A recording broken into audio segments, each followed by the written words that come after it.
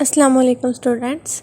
I am Afsha Ishtiyaq, your online teacher for the subject of chemistry. Dear students, today we are going to discuss our lecture number 7 and the topic of discussion is absolute temperature scale and Charles law. From page number 81. Dear students, first of all we will discuss about absolute temperature scale. Absolute temperature scale was introduced by a scientist whose name was Lord Kelvin.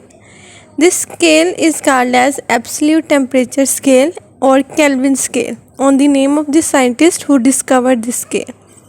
According to this scale, temperature starts from 0 Kelvin or minus 273.15 degrees centigrade.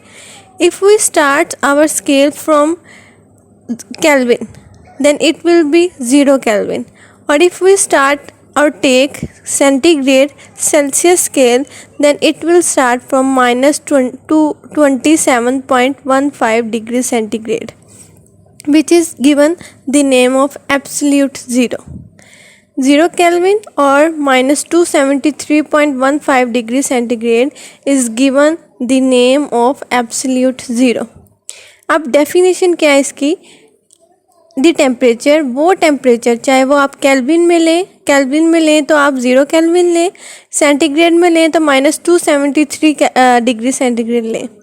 अगर आप temperature ले रहे हैं तो उसके अंदर जो ideal gas होगी, आइडियल गैस ऐसी गैस को कहा जाता है जो कि जिसके पास स्टैंडर्ड टेम्परेचर और प्रेशर होता है.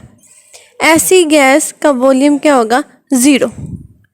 मीन्स जब आप टेम्परेचर ले रहे हैं 0 केल्विन या माइनस 273 डिग्री सेंटीग्रेड, तो उस पे जो गैस होगी, आइडियल गैस जो स्टैंडर्ड टेम्परेचर एंड प्रेशर को ओबे कर रही होगी, ऐसी गैस को हम क्या कहते हैं? ऐसे स्केल को हम क्या कहेंगे? एब्सोल्यूट टेम्परेचर स्केल कहते हैं. वॉल्यूम भी आपका जो होगा वो आइडियल होगा और जो प्रेशर होगा वो भी आपका आइडियल होगा. आइडियल मतलब जो स्टैंडर्ड्स हमने मेंटेन किए होते हैं उसके अकॉर्डिंग जब आपका वॉल्यूम और प्रेशर वाली गैस होती है तो उसका वॉल्यूम कितना होगा? 0 होगा या 0 होगा. तो ऐसी गैस, ऐसे टेम्परेचर को हम क्या कहते हैं? एब्सोल्यूट टेम्परेचर स्केल कहते हैं. मतलब तीनों चीज़ें हम क्या कर रहे हैं? स्टैंडर्ड कर रहे हैं. अगर आपके पास स्टैंडर्ड वॉल्यूम है 22.1 डेसीमीटर क्यूब वॉल्यूम होता है, इसी तरह प्रेशर जो होता है वो आपका पास्कल्स में होता है. तो अगर वो दोनों स्टैंडर्ड्स हैं तो जो इस टेम्परेचर पे मतलब 0 केल्विन पे या माइनस 273 डिग्री सेंटीग्रेड पे जो वॉल्यूम होगा वो भी क्या होगा? 0 होगा. तो ऐसे टेम्परेचर स्केल को हम क्या कहते हैं? केल्विन स्केल कहते हैं. अगर हम स्केल को देखें तो सेल्सियस स्केल कहाँ से स्टार्ट हो रहा है? 0 डिग्री सेंटीग्रेड से. कहाँ पे जा रहा है? Minus 100 degree centigrade, minus 200, minus 273 degree centigrade. Kelvin की बात करते हैं तो क्या है? 273 केल्विन वो पॉजिटिव में आ जाता है, जो सेल्सियस है वो आपका नेगेटिव में, और जो केल्विन है वो आपका किस में आ जाता है? पॉजिटिव स्केल में आ जाता है. तो इस स्केल को हम क्या कहते हैं? एब्सोल्यूट टेम्परेचर स्केल कहते हैं. इस तरह से हम केल्विन टेम्परेचर को सेल्सियस टेम्परेचर में और सेल्सियस टेम्परेचर को केल्विन टेम्परेचर में चेंज कर सकते हैं और उसके लिए फॉर्मूला यूज़ किया जाता है. टेम्परेचर इन केल्विन अगर है हमारे पास, केल्विन में आपको टेम्परेचर दिया हुआ है. फॉर एग्जांपल हमें टेम्परेचर दिया हुआ है 1 केल्विन, ठीक है. आपने उसको चेंज करना है तो आप क्या करेंगे? टेम्परेचर सेल्सियस में जो है उसमें जो भी आप केल्विन में फाइंड करना चाह रहे हैं आप, तो जो सेल्सियस में टेम्परेचर है, फॉर एग्जांपल 20 सेल्सियस है या 1 सेल्सियस है या 7 सेल्सियस है, 3 सेल्सियस है, जितना भी सेल्सियस टेम्परेचर है आप उसको केल्विन में चेंज करना चाहते हैं तो आप क्या करेंगे? उसके अंदर 273 को ऐड कर देंगे, ठीक है. अगर आपके पास डिग्री सेंटीग्रेड में टेम्परेचर है, आप डिग्री सेंटीग्रेड में आप टेम्परेचर को कन्वर्ट करना चाह रहे हैं और आपके पास टेम्परेचर केल्विन में है, तो आप उसको क्या करोगे? माइनस 273 के साथ माइनस कर दोगे, डिटेक्ट कर देंगे. केल्विन में टेम्परेचर फाइंड करना है तो आप सेल्सियस के अंदर 273 को ऐड करेंगे. सेल्सियस में टेम्परेचर फाइंड करना है तो आप केल्विन के टेम्परेचर में से 273 को क्या करेंगे? माइनस कर देंगे. तो इस तरह से हम दोनों यूनिट्स को फाइंड कर लेंगे. केल्विन का टेम्परेचर भी फाइंड कर सकते हैं और सेल्सियस का टेम्परेचर भी फाइंड कर सकते हैं. नेक्स्ट है हमारे पास चार्ल्स लॉ. चार्ल्स लॉ जैसे दो लॉ हमने डिस्कस करने थे इस चैप्टर में गैसेस के अकॉर्डिंगली। तो एक था हमारे पास बॉयल्स लॉ और दूसरा था हमारे पास चार्ल्स लॉ। बॉयल्स लॉ में हम क्या करते हैं, टेम्परेचर को कांस्टेंट रखते हैं और प्रेशर का रिलेशनशिप स्टडी करते हैं वॉल्यूम के साथ। अब हम चार्ल्स लॉ स्टडी कर रहे हैं, तो चार्ल्स लॉ में हम क्या करते हैं, वॉल्यूम का रिलेशनशिप स्टडी करना है हमने टेम्परेचर के साथ। तो ऑब्वियसली हम क्या करेंगे, प्रेशर को कांस्टेंट रख लेंगे। सबसे पहले हम हिस्ट्री थोड़ी सी देख लें कि डिस्कवर कब किसने किया था और कब किया था। तो एक फ्रेंच साइंटिस्ट था जे चार्ल्स, उसने 1787 में ये लॉ प्रेजेंट किया था। ये हमारे पास हिस्ट्री आ गई है। उसने क्या किया था, उसने एक रिलेशनशिप फाइंड किया था between volume and temperature. Temperature को और वॉल्यूम के दरमियान में उसने क्या किया था, एक रिलेशनशिप फाइंड किया था। उसने प्रेशर को कांस्टेंट रखा था। उसने कहा था कि अगर आप वॉल्यूम को टेम्परेचर के साथ देखें, पहले आपने वॉल्यूम को प्रेशर के साथ देखा था, तो वॉल्यूम को अगर टेम्परेचर के साथ अगर हम रिलेट करके देखें तो उसका गैस पे क्या इफ़ेक्ट होता है, ये हम किस में स्टडी करते हैं, चार्ल्स लॉ में स्टडी करते हैं। तो नेक्स्ट है इसकी डेफिनेशन। डेफिनेशन में हम क्या स्टडी करते हैं, the volume of a given mass of gas is directly proportional to the absolute temperature if the pressure is kept constant. कि वॉल्यूम क्या है, डायरेक्टली प्रोपोर्शनल है टेम्परेचर के। अगर वॉल्यूम को इंक्रीज़ करते हैं तो टेम्परेचर इंक्रीज़ करेगा, टेम्परेचर को इंक्रीज़ करें तो वॉल्यूम का करेगा, इंक्रीज़ करेगा। तो इनका क्या किया था हमने, डायरेक्ट रिलेशन स्टडी करते हैं। किस में हम कर रहे हैं, चार्ल्स लॉ में स्टडी कर रहे हैं। लेकिन प्रेशर क्या करते हैं हम, कांस्टेंट रखते हैं। तो इसका मतलब है बी क्या है, directly proportional to T keeping the pressure constant. तो मैथमेटिकली हम क्या लिखेंगे, volume directly proportional to temperature, V directly proportional to T. Proportionality sign खत्म करेंगे तो क्या आ जाएगा, V is equal to K T. K क्या है, प्रोपोर्शनैलिटी कांस्टेंट है आपका। हम बार बार कह रहे हैं कि वॉल्यूम के इंक्रीज़ होने से टेम्परेचर इंक्रीज़ होगा, टेम्परेचर के इंक्रीज़ होने से वॉल्यूम इंक्रीज़ होगा। पर कैसे, हम गैसेस की बात कर रहे हैं और हमने पढ़ा हुआ है कि गैसेस एक्सपैंड ऑन हीटिंग। आप गैस के मॉलिक्यूल्स जो होते हैं वो वैसे ही बहुत दूर दूर होते हैं एक दूसरे से। जब हम उन्हें टेम्परेचर प्रोवाइड करते हैं, हीट प्रोवाइड करते हैं, तो वो क्या करते हैं, उनके मॉलिक्यूल्स और ज़्यादा एक्सपैंड हो जाते हैं, जिसकी वजह से वो क्या करते हैं, एक दूसरे से दूर हो जाते हैं। उनका वॉल्यूम क्या हो जाता है, ज़्यादा हो जाता है।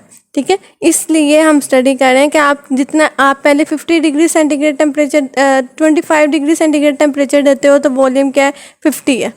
आप टेम्परेचर डबल कर दो, 100 कर दो, 50 कर दो, तो वॉल्यूम भी क्या हो जाएगा, डबल हो जाएगा। तो इस तरह से अगर आप वॉल्यूम को इंक्रीज़ करते हो तो टेम्परेचर इंक्रीज़ करता है, वॉल्यूम को डिक्रीज़ करते हो तो टेम्परेचर क्या हो जाता है, डिक्रीज़ हो जाता है। इसमें प्रेशर का कोई भी रोल नहीं होता। अच्छा जी, हमने पढ़ा अभी कि वॉल्यूम डायरेक्टली प्रोपोर्शनल है टी के, V proportional to T. Proportionality sign खत्म करें तो हमारे पास क्या आ जाता है, V is equal to K T. K क्या है आपका, प्रोपोर्शनैलिटी कांस्टेंट। तो अगर हम यहाँ से के की वैल्यू फाइंड करना चाहें तो हम क्या करेंगे, वी को टी से डिवाइड कर देंगे, वॉल्यूम से टेम्परेचर को डिवाइड कर देंगे, तो वहाँ से हम अपना प्रोपोर्शनैलिटी साइन प्रोपोर्शनैलिटी कांस्टेंट जो है वो फाइंड कर सकते हैं। अगर टेम्परेचर इंक्रीज़ कर रहे हैं तो volume of the gas increase करेगी, अगर टेम्परेचर डिक्रीज़ कर रहे हैं तो volume of the gas decrease करेगी। फॉर एग्जांपल, पहले टेम्परेचर कुछ था, फिर अगर हम टेम्परेचर चेंज करते हैं, when temperature is change from T1 to T2। T1 क्या है, इनिशियल टेम्परेचर था जो पहले हमने हल्का सा दिया हुआ है, फिर हमने टेम्परेचर चेंज कर दिया, टेम्परेचर कहाँ तक पहुँच गया, T2 तक पहुँच गया। तो इसका मतलब है वॉल्यूम भी चेंज हो जाएगा। पहले वॉल्यूम कम था, फिर वॉल्यूम टेम्परेचर बढ़ने से वॉल्यूम भी क्या हो जाएगा, इंक्रीज़ कर जाएगा। T1 पे वॉल्यूम था V1, तो T2 पे वॉल्यूम क्या हो जाएगा, V2 हो जाएगा। तो इस तरह टेम्परेचर के इंक्रीज़ करने से वॉल्यूम इंक्रीज़ हो गया, वॉल्यूम के इंक्रीज़ करने से टेम्परेचर इंक्रीज़ हो गया। तो यहाँ से हम चार्ल्स लॉ को स्टडी कर सकते हैं। तो मैथमेटिकली हम क्या लिख सकते हैं, चार्ल्स लॉ को V1 over T1 is equal to K is and V2 divided by T2 is equal to K।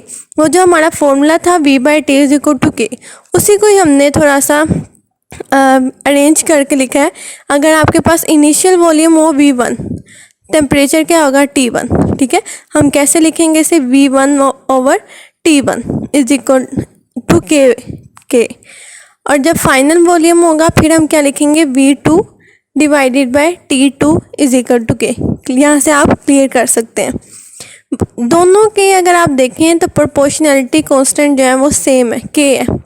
तो इसको फिर हम वेरिएबल्स को इक्वल रख सकते हैं। ये वेरिएबल्स को अगर हम इक्वल रखें तो वो क्या आ जाएगा, V1/T1 is equal to V2/T2। यहाँ से हमने चार्ल्स लॉ का फॉर्मूला कैलकुलेट कर लिया है। ये फॉर्मूला जो है वो आपको आपके न्यूमेरिकल सॉल्व करने में हेल्प आउट करेगा। नेक्स्ट जो है वो इसकी एक्सपेरिमेंटल वेरिफिकेशन है। चार्ल्स लॉ की एक्सपेरिमेंटल वेरिफिकेशन इसलिए की जाती है, ये डिस्कस करने के लिए या ये देखने के लिए कि जो हम बात कर रहे हैं कि डायरेक्टली प्रोपोर्शनल है रिलेशन या इन्वर्सली प्रोपोर्शनल है, वो वाकई में ही वर्क करता है या नहीं करता, वो वाकई में ही आपके पास रिजल्ट आता है उसके अकॉर्डिंग या नहीं आता। तो हम क्या करते हैं कि हम एक अमाउंट ऑफ गैस ले लेते हैं। एक सिलेंडर लिया हमने, उसके अंदर हमने गैस ले लिया, ठीक है। उस गैस वाले सिलेंडर को हमने क्या किया है कि एक पिस्टन के साथ क्लोज कर दिया, ठीक है। फिर हमने क्या करना है, पिस्टन के साथ क्लोज कर देना है। वो पिस्टन क्या है, मूवेबल है।